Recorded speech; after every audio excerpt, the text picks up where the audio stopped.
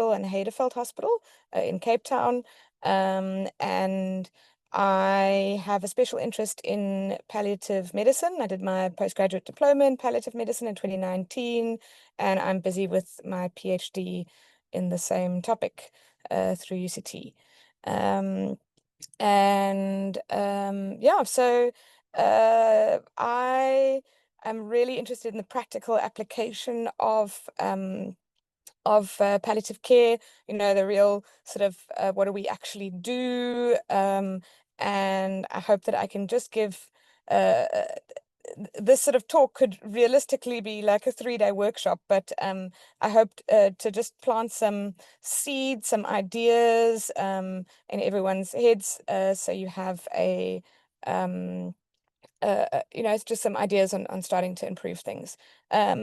Just for the Rudasa team, if you want to record this, I don't think it's recording currently. You're welcome to record it. I don't know if I need to switch that on or if you do, but yeah, I just wanted to say. Okay, so diving straight in, sort of we're going to discuss 6 things today, and that is the 3 groups of patients that we predominantly see, and then 3 ways that we can try and improve the care of those patients. Right. Now, I'm not going to go extensively into this because that is definitely in the realm of another talk, another presenter. In particular, my focus of my talk is palliative care in the emergency center rather than the general palliative care. So, I mean, just roughly to look at the definition or what it is we do, our focus is on quality of life and considering things holistically. That being said, in the emergency center, we don't have 5 hours to spend with each patient. We're seeing hundreds of patients a day, and we need to think about like how we can do this rationally and reasonably. So there's sort of 2 models of care, old model and new model. It sort of used to be you'd have some sort of disease process, and then at some point in time, you suddenly become a palliative care patient. We're sort of changing the way we do that and the way we look at things. So as you can imagine, on this journey in this area, how we approach these patients in the emergency center differs.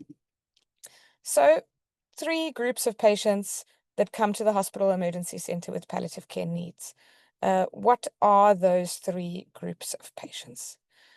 The first ones I like to sort of think about are patients who were previously well, who now need end-of-life care due to some kind of an acute event.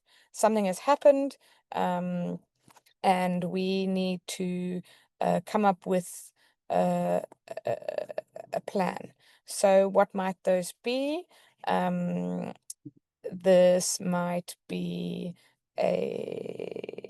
let's go. All right, so they were initially curative, and now they're for end-of-life care. For example, they're for palliative extubation or palliative cessation of inotropes, etc. We need to think about breaking bad news, difficult conversations, and these are patients that in our government sector sort of space, like a massive burns, intracranial bleed, a huge necrotizing fasciitis that is pH of 6.8, and we've made a decision that we're not going to actively intervene. So this is in the area of withdrawing futile treatments. And I also just put the little note here is don't forget organ donation considerations for certain types of patients. It's just a little thing to note. These are things that you can resonate with. This isn't new. These patients have always come to the emergency center. They've appropriately come to the emergency center, and now we need to change our treatment plan. And we need to decide, how do we extubate? How do we palliate? How do we control symptoms? What do we withdraw? What do we continue? Those kind of decision makings. I just need to change modes on my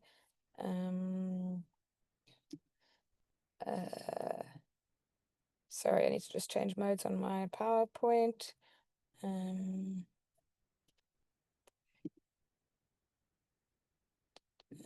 Apologies.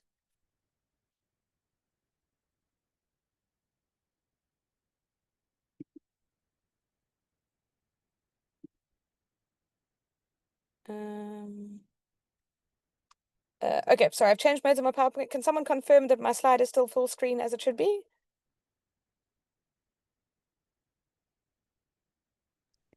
It's the original slide, previously well patients. Perfect, perfect, and Yeah, it's full okay. screen. Thank you so much. Sorry about that small glitch in the matrix. Thanks.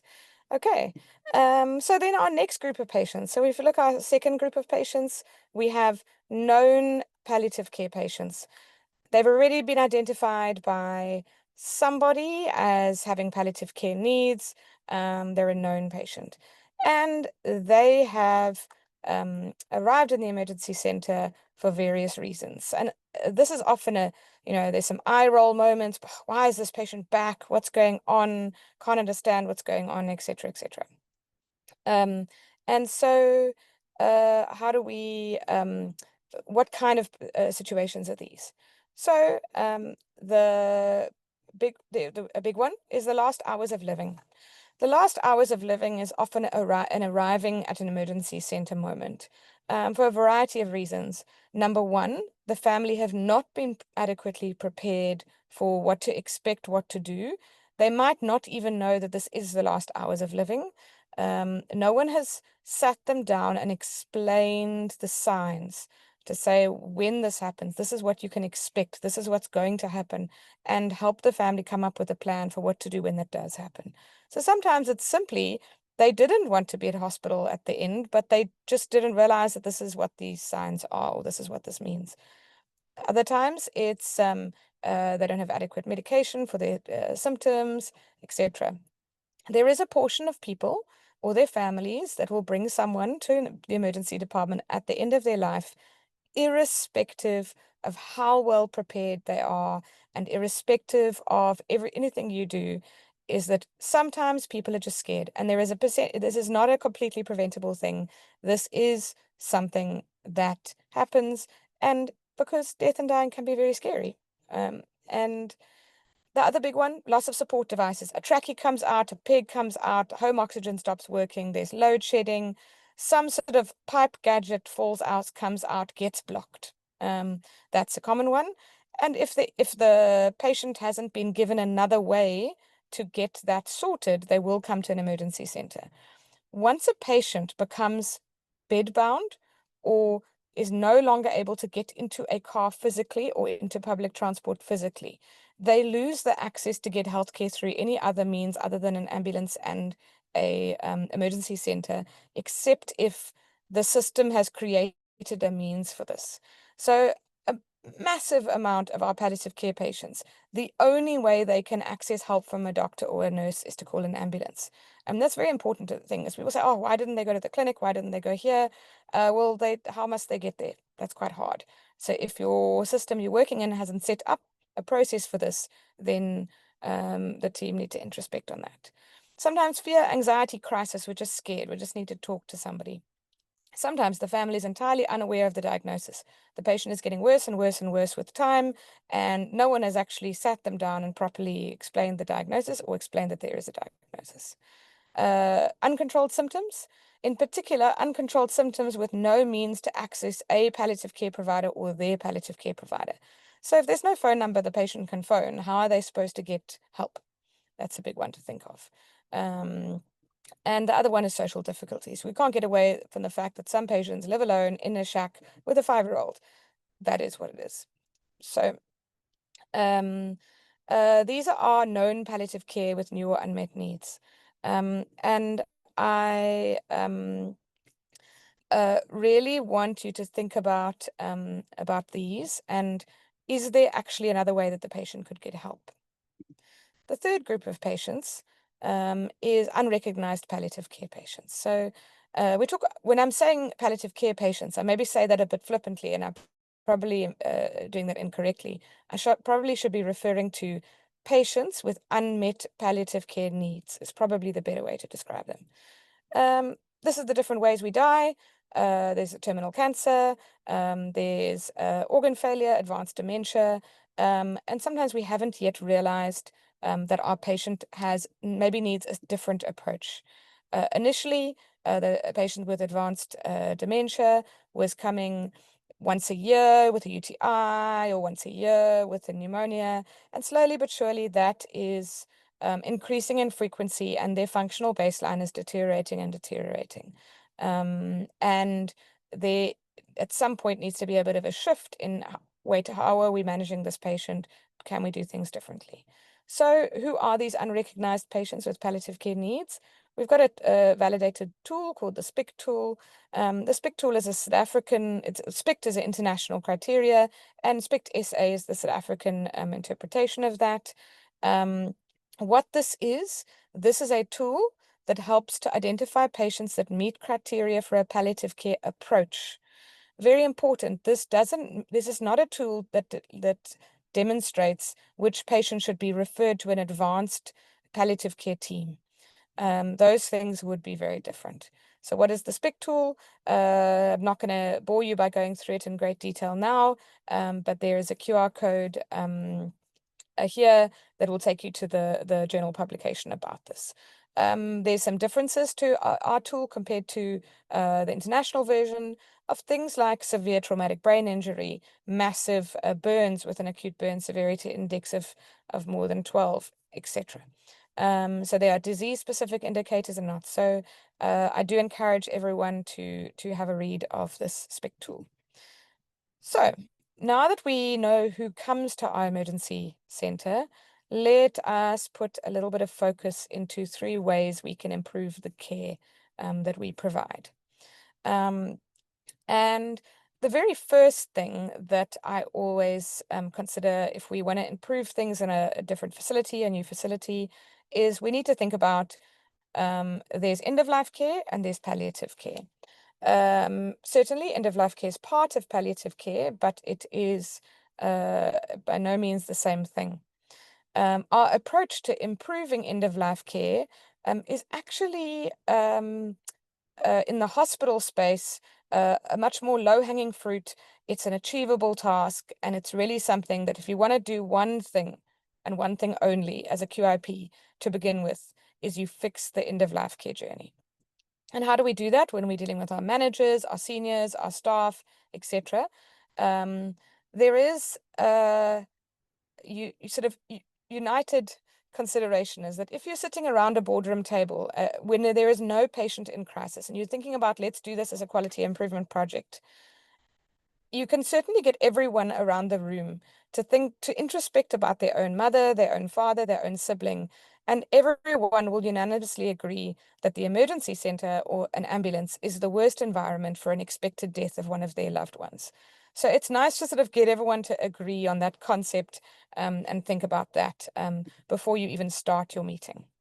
So let us focus on fixing the end-of-life care journey. And not to mix that up with palliative care, and the same with management as well, to say, okay, we are really looking at 2 different things. There's end-of-life care and there's palliative care. So looking at end-of-life care, looking at the sort of journey, identify the champions in your unit that need to be trained or upskilled. For example, I've now started once a year, and we've got the trauma emergency speciality, nursing speciality, the PGDip.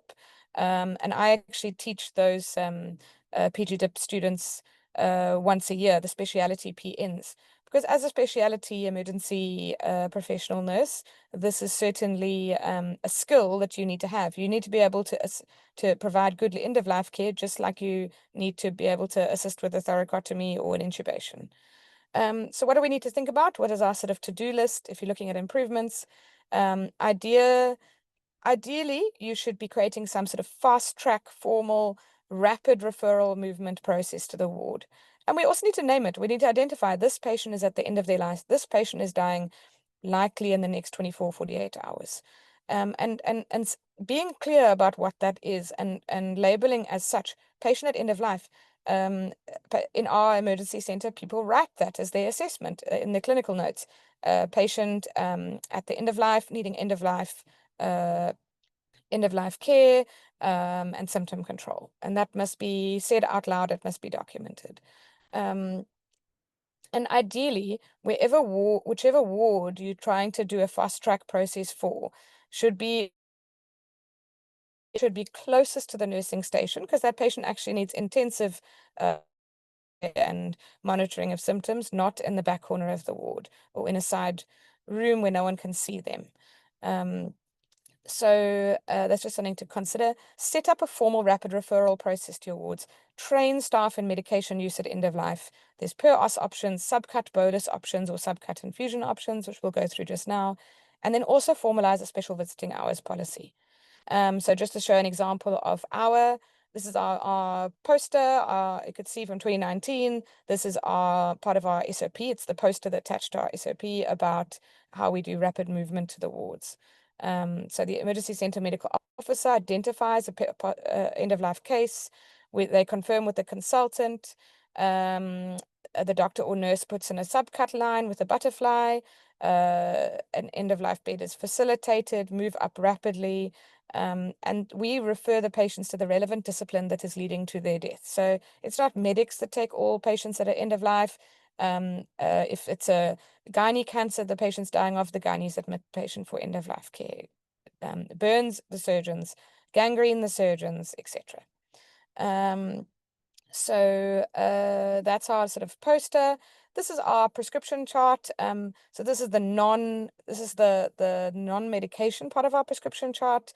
You can see the wording that we've used. I sometimes actually sit family down and I show them what we've prescribed and what we have, so this is a list of things that we are going to do for the patient rather than a list of things we're not going to do.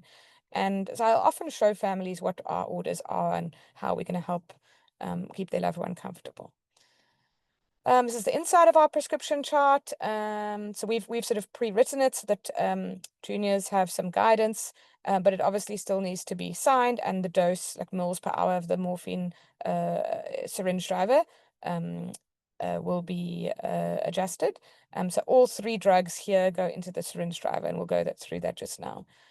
If the patient's able to take orals, then we cancel these and we leave them on their orals and their sublingual medication. So just going through that, so we do subcut meds, so we use a butterfly, we tape it in on the anterior chest wall, it depends if you've got a syringe driver or no syringe driver, how you might want to do this. I'm not going to take you through dosing in detail, because there are nice guidelines that you can go to for that. If you go to the PallPrac website, so you just Google PallPrac, there's very nice guidelines there that you can access. Infusions, this is a home syringe driver that patients could potentially have at home for end-of-life care. Some hospitals use these for their end-of-life care patients in the ward. At my hospital, we actually use the big sort of resus ICU type syringe drivers just because they're harder to go missing, and yeah, I mean, they're designed for in-hospital use, and we are in hospital. But we do also have access to this. But Curtis Care, for example, uses these home syringe drivers in the various wards where the patient is. Very important, if your patient is on oral morphine already at home, and you're now going to convert them to a syringe driver because they cannot swallow, then there is a conversion calculation. So what you need to do is you actually need to calculate the patient's 24-hour subcut dose is 30 to 50% of the oral dose. So you need to work out the full 24-hour oral requirements and then do the maths to convert to subcut because they're not equivalent. What those are our medications are around end of life. Then, very important, how do we communicate at end of life? If we're still looking at fixing the end of life care journey before we're talking about palliative care, there is this phrase that I know I myself used to say very often, and I have banned in my emergency center. If I hear it said, I call you aside. But when you as a family member are looking at your mom who's struggling, she's suffering, she's in pain, she's blue in the face, she's confused, and then someone says this to you, that is a very devastating statement. But actually, what we say and what families hear is different. Like what we mean by this is that we can't fix this problem. We can't make them better. We can't cure their cancer. But what the family hears is a very different thing. So the family hears he's going to suffer. We are abandoning him. There's nothing we can do. But that's actually really incorrect. That's incorrect. So maybe we cannot cure this problem, but there is a lot that we can do. And that is a statement of hope that is very helpful for families, because families have often actually, we say they're in denial, but then we say, oh, they're in denial because they're fighting and they're insisting and they're wanting more. But actually, often it's just that what they want more is they want help. And what they want help with is symptoms, et cetera, et cetera. So what can we say instead that's better? So it looks like your brother is dying. It looks like he's near the end of his life, and we discussed that a bit. And then you don't say that other statement, there's nothing more we can do. You can say there's a lot that we can do to ease his suffering and make sure he's comfortable and has dignity. And families receive that information very differently. And I know that I've been called to sort of step in when things haven't gone well with family, and everyone says, this family is so difficult and they're fighting with us and and they're in denial. And then I've sat them down and I've told them, but there's a lot we can do, and there's a lot we can do for this, and we can do this, and we can give this for the pain, and we can get her settled. And the families have said to me, but why didn't anyone else tell us that? And that's just very helpful. And then how do we document this? How do we write it down in our notes? This is just something that I like to write, and I sometimes might even write this in my notes and show the family what I've written. And then that helps them to understand a little bit. Right. So again, I could do communication as a 3-day workshop, but here we are. So palliative care basics and the easy. So we've sort of now really looked at like recipe book item number 1. We've looked at the end of life care journey. We've looked at how do we fix that, improve that within our system for the acute actively dying patient. Then there is palliative care basics. And in the emergency center, we really need to think about like what the patient needs might be very different to what meets the eye. And how we take our history on the patients is very important, because we often sort of run people down a list of symptoms. Have you got this? Have you got this? Have you got this? Have you got this? And rather than looking at what actually is the concern, what do they actually need? Because the patient comes to us, advanced dementia, confusion that's getting worse, not eating and drinking. Okay. And then someone does an FBC, a U&E, a dipstick's got 1+ leukocytes, the chest x-ray, maybe some fluffy infiltrates in the right base or something very vague. The urea, 30, the creatinine, 300, FBC neither here or there. Then the people say, oh, patient's here with an AKI and a UTI. But that actually, we've looked at all the numbers, and we've not figured out what they actually need. So if we realize a patient is meeting criteria for a palliative care approach, we really need to think about what are the different components. I quite like this version, this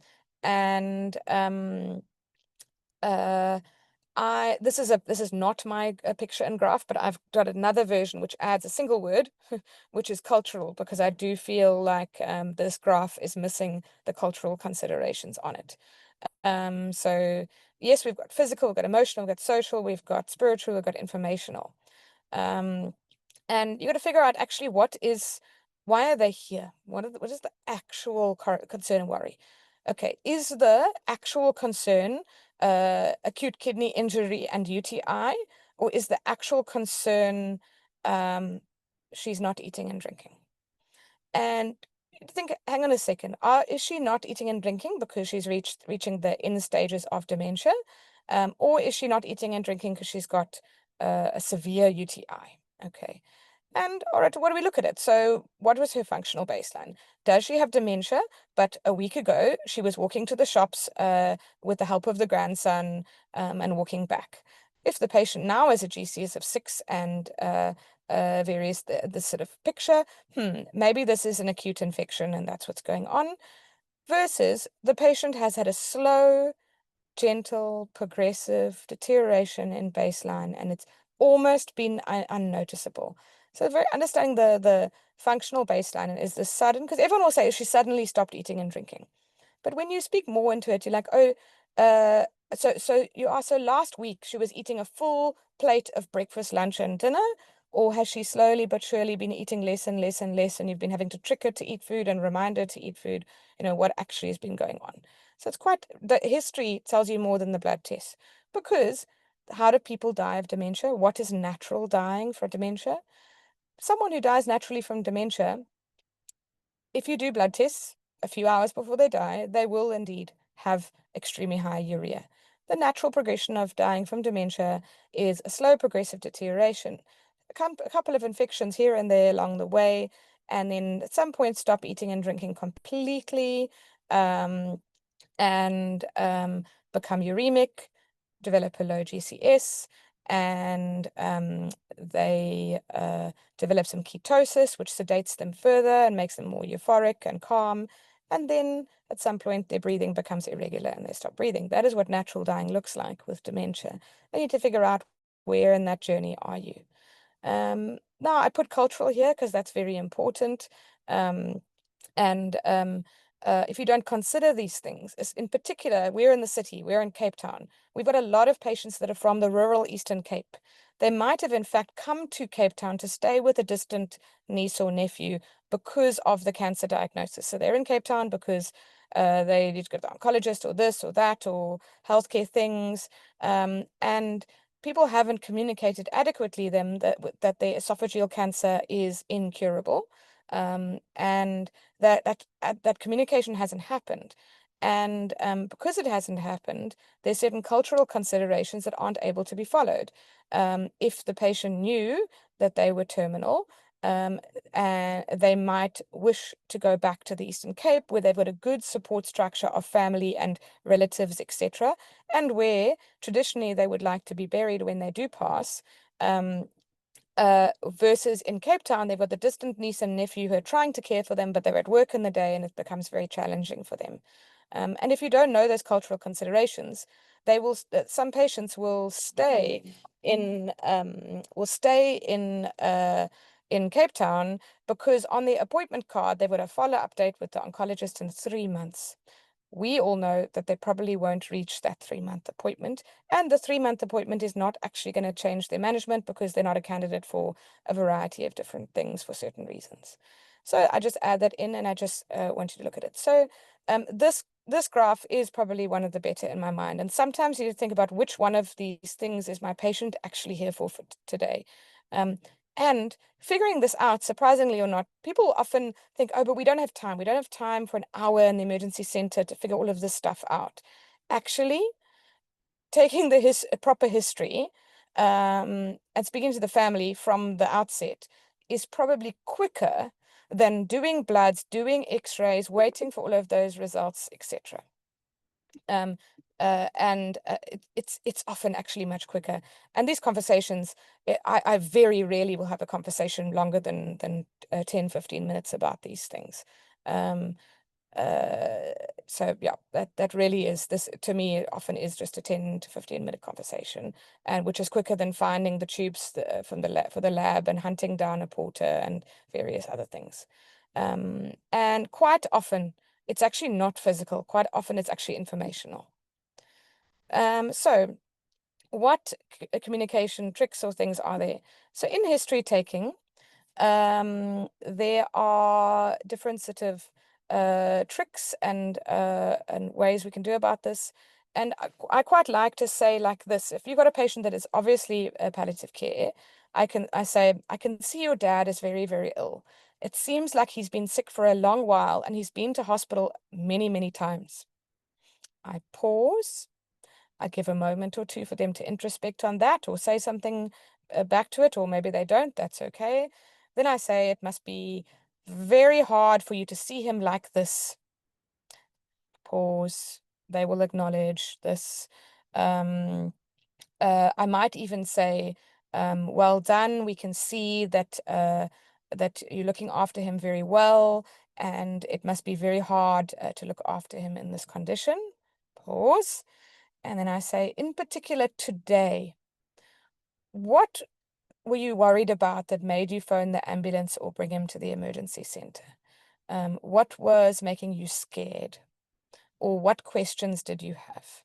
And that is just some different ways to work this out, rather than saying, because people look at a very sick person, you look at them, the vitals are abnormal, you look at them, this is a very sick person, and you start, okay, what's this, and you start going down a list. So different ways to taking the history that makes the sort of truth, the real question come out. What is worrying you the most?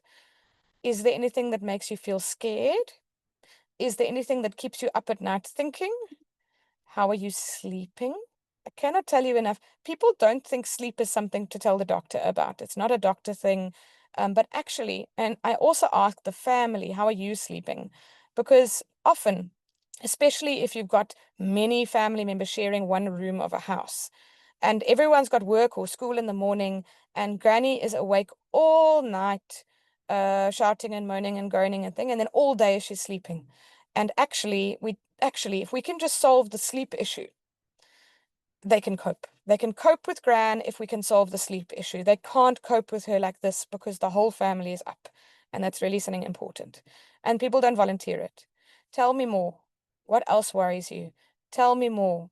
Tell me more.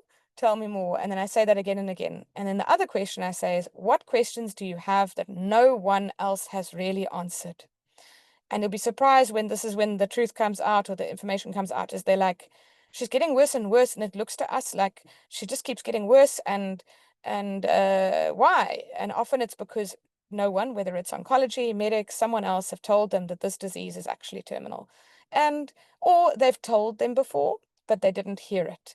And they just need to hear it in plain language from another person, and then they can say, okay, what it maybe their question was worded different, maybe the doctor explained it different.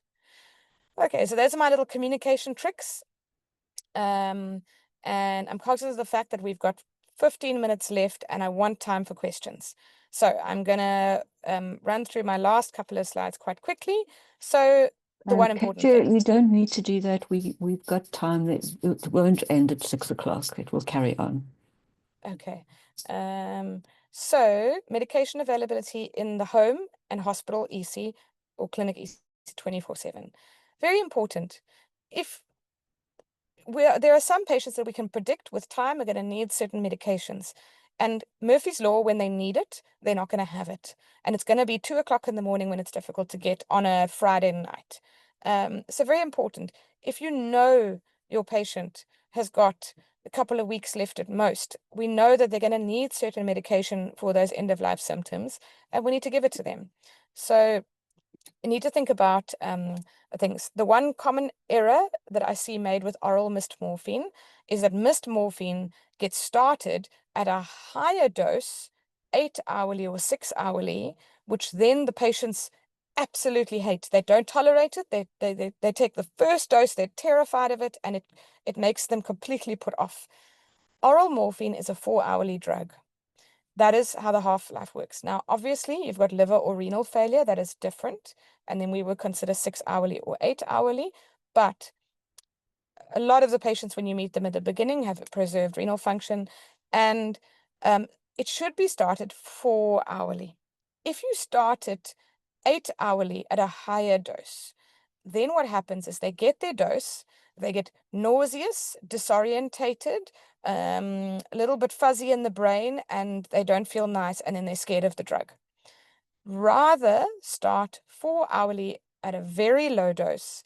Let them get used to it at a 4-hourly low dose where they then trust it, that doesn't cause them severe side effects, and then increase it, because then they're not scared of the medication. They don't have these huge swings. So they take the oral morphine at the higher dose, they get euphoric, dizzy, nauseous, disorientated, confused. It wears off. Their next dose is only due in 8 hours' time. It starts wearing off by about 4 hours or 3.5 hours. And then they have 4 hours of extreme pain, and then their next dose is due. So make sure 4-hourly. If you've got patients that are very hesitant against morphine, or there's myths or fears, what I sometimes do is I show them a 20 ml syringe and I show them a 2 ml syringe. And I say, some patients need one of these, a whole syringe, but you don't need that right now. We're going to just start you on the small little 1 ml. And then the patient's like, oh, okay, that takes away some of the fear. The other thing I do is I give the dose in front of me We give it in front of us so that 30 minutes later you can say, how are you feeling? Are you feeling better? Is the pain better? And they can then say, yes, that did actually work. Also, we cause confusion. So, and we cause mistrust, because when they're with us, we shouldn't be giving them IMI injections of morphine.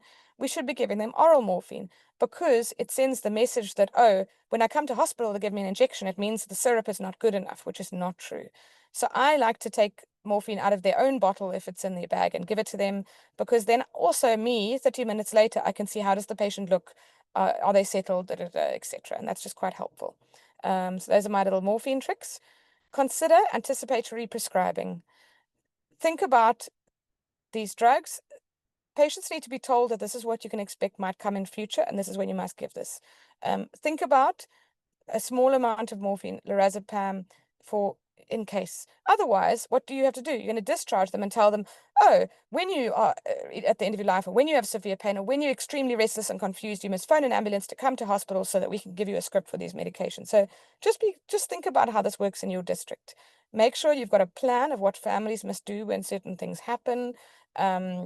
And then don't underestimate a fan. There's actual evidence base that patients with lung metastases, with air hunger or breathlessness, and patients with COPD, that a bedroom fan, full blast on their face, or one of those small handheld cheap little fans on their face, can reduce breathlessness or air hunger.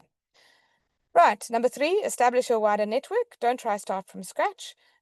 Sit down, map out what resource available, and name it. So in our setting, we set up we looked at our hospital team, who is involved in palliative care, who can we get assistance with for certain things, so that we can get help. And then in our district, we looked at who are the contact people for each CHC, so that when we're discharging a patient from our emergency center, we can make sure our patient gets connected up with a senior doctor who's experienced in palliative care, who can take over, so they don't end up accidentally with the clinical nurse practitioner whose first aid is. They don't end up with an intern. They have someone whose name they can ask for, or the family can ask for. If the patients are frail and bedbound, we have an agreement that the families can meet the doctor without the patient, and they can still have an appointment for to discuss symptoms or symptom control or medication, etc., even if the patient is too sick to come to the facility. So the future that we want to explore in our substructure, that we are hoping to think about. So I want all of you to think about your districts, your hospital where you work. I want you to pretend that you are not a doctor and you do not have doctor friends. You work in a bank. I also want you to pretend like you don't have any money and you live on an old age pension. I need to read that scenario.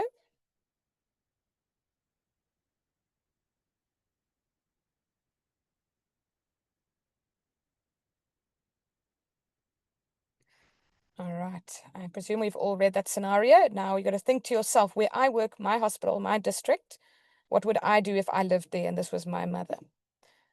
So who do you, as the family, call for help? Who do you call? You don't know what to do. You want advice. You want help. You're not sure what's right, what's wrong. You want to do right by your mother. You love your mother. You want to do right by her.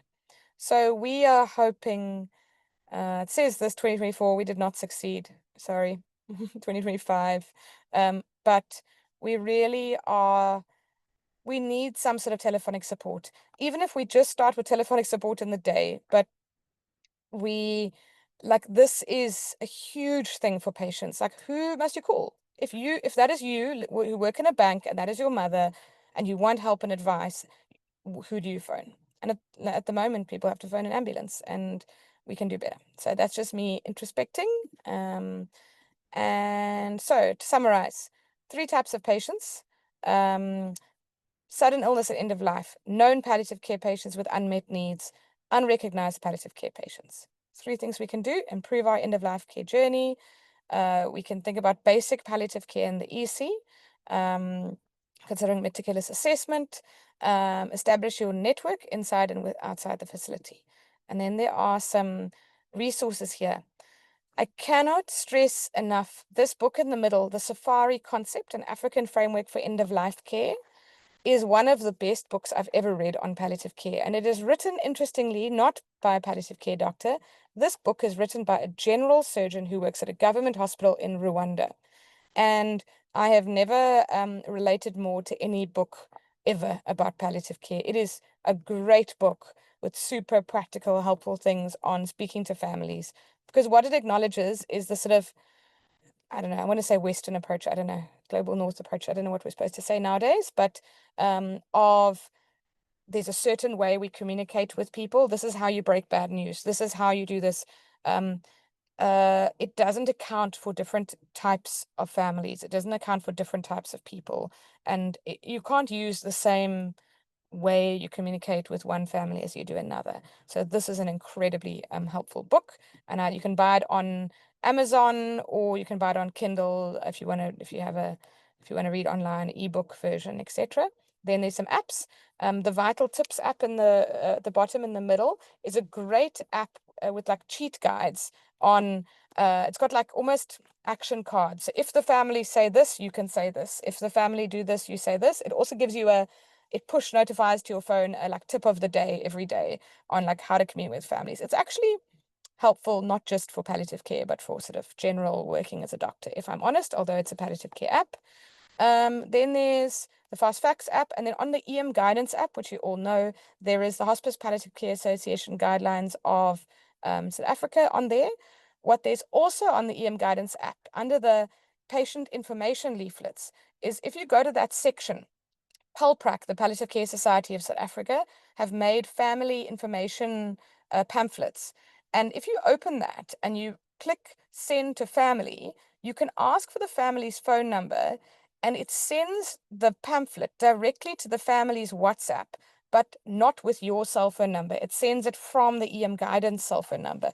And that is a really cool little thing, because there's pamphlets on breathlessness, pamphlets on constipation, pamphlets on granny not eating anymore, all sorts of pamphlets. So it's just quite helpful. PALPRAC is a society. Anyone with an interest in palliative care, I'd highly recommend joining them. They have really great webinars every month by amazing experts on really cool topics on everything from gynae palliative care to very niche, advanced, high grade topics, not the basics. So yeah, that is my talk. Yeah, any questions?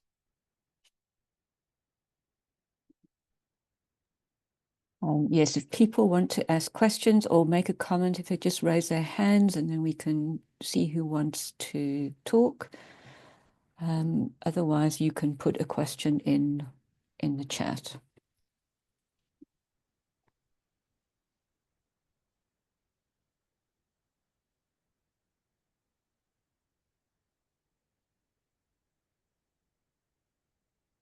Okay, so there is a question from Graham.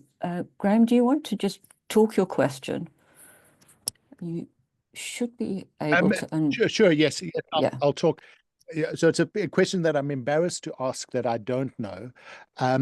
But with counseling families, when you're talking about a patient dying at home, what do you tell them to do after the death? Who do you call? Is it the police? Is it the funeral home? Is it the ambulance service? What are the steps? And then I think where people often have a concern about the death certificate, who's going to fill that out and all of that. If you've got any answers to that.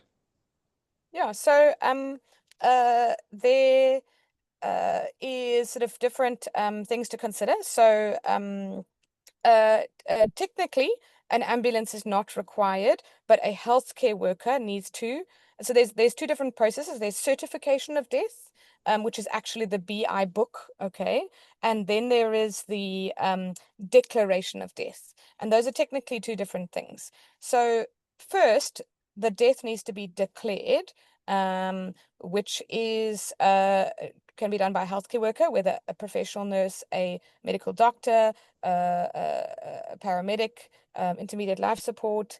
Someone should declare death, and that is writing on a medical record or on a declaration of death form or on a clinical note that date, time, body examined, person is deceased. They have died. Okay, so that's the declaration of death. So that needs to happen technically before a funeral parlor moves the body. Technically, I'm saying that. In this context is so different depending on where you are in the country, how rural, how urban, etc. The police also technically should be there to check that there's no foul play, etc., etc. So they do their little forms. So if you want to be very so like in sort of state sector, we have the ambulance, which wouldn't be the ambulance. It'll usually be the officer or someone in a car because it would be a waste of an ambulance. But someone come, declare death. Then the police come and fill in their form to say no suspicious circumstances, and then the funeral parlor can take the body to the funeral parlor. That is sort of one way of doing things, as it were. Now, in patients who are known palliative care, there are specific groups that can cause people confusion or distress. So, for example, children. So when you have like a 5-year-old that you know is going to die, is getting end-of-life care at home, and they die, undertakers and things like that can be quite worried, like, oh, should they be going for a post-mortem? Should they be going to forensics? What's the story? So we've actually developed like a letter that we give families in an envelope for the paramedics, police, undertakers, as it were, that say, this is this child, they're under our care, they're reaching near the end of their life. When they do pass away, they do not need a forensics post-mortem. It is a natural death, and the death, a BI book will be done the next workday, by Hospital X doctors, Department Y. If they're Muslim, then whatever your local arrangements are for after hours BIs to be completed. That letter for the children in particular can be quite helpful because people are often sort of not sure, like, is this natural, not natural, because that is obviously a more rare circumstance. So we've developed like a template letter for that. Anyone who wants that letter, I'm happy to send you an example, an empty one. If you, again, there are some context, you might be working in a small town, limited police availability, those kind of things, and you know that this is a natural expected death.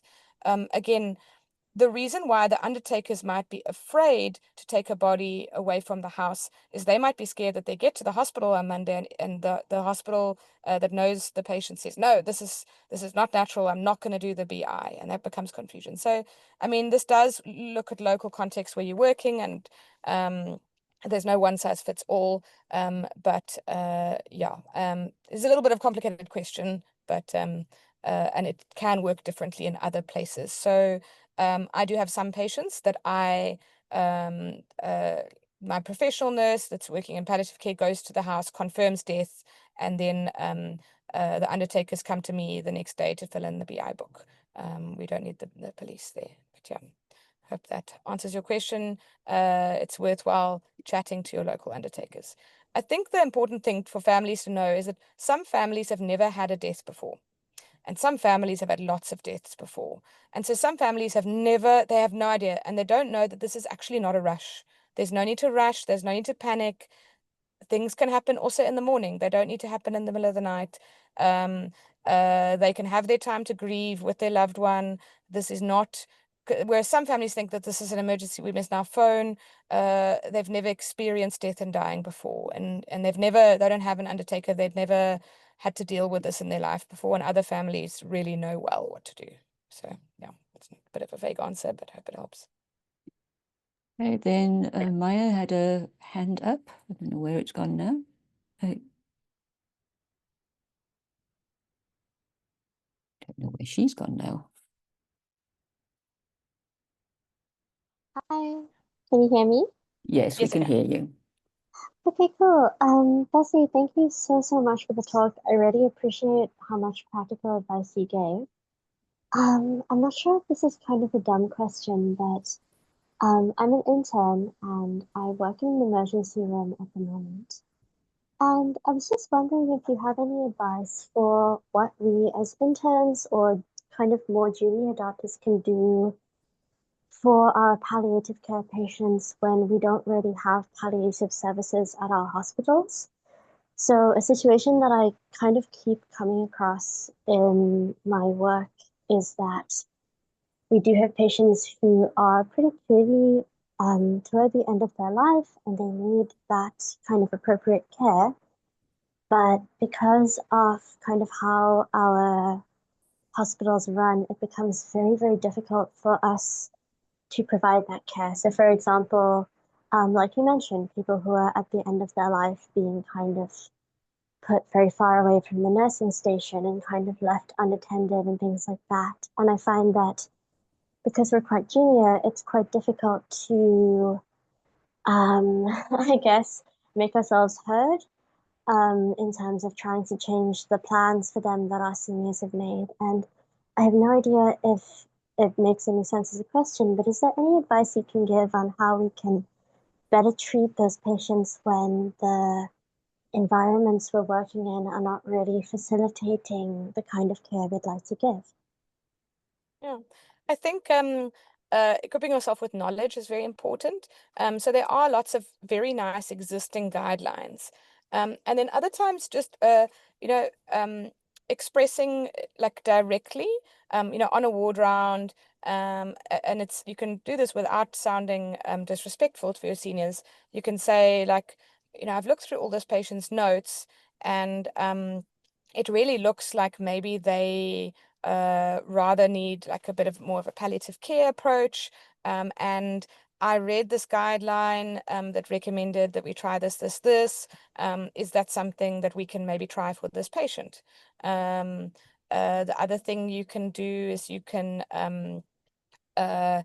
offer to like present certain patients as a case study to like your monthly M&M or something like that. Or you can like offer your seniors to like say that you'd really like to be involved in a quality improvement project. So you could say, I'm really interested in palliative care.